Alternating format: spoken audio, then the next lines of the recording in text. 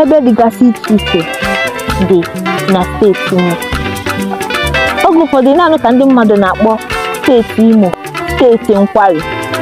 Nke a bụ eziokwu, n'ihi na ebe ga-eme gị ka i nwee obi ụtọ, ebe ga-akpalite mmụọ gị dị iche iche dị na steeti Imo.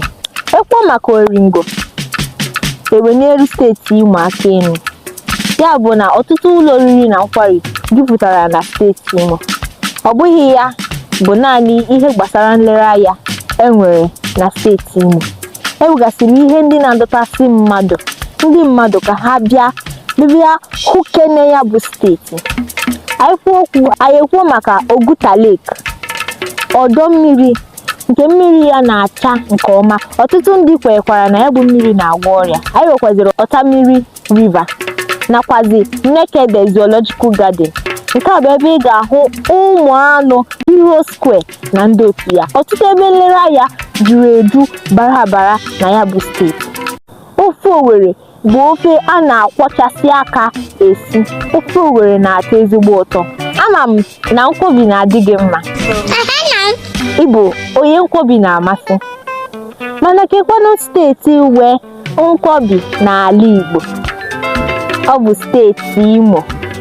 Nduzikwenu gị, enwere otu ihe maọbụ abụọ ị maara gbasara steeti Imo? Ama m na ọtụtụ n'ime anyị amaghị ka ya bụ steeti Imo si wee bido. Anyị amaghị tụtụ na roro dị gbasara steeti Imo.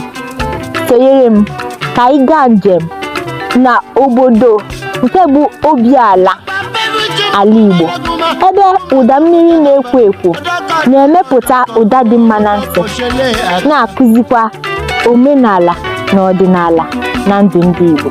Steeti Imo, nke a maara na mbụ dịka Old Eastern State, ya bụ steeti nke jikọrọ ala Igbo niile ọnụ.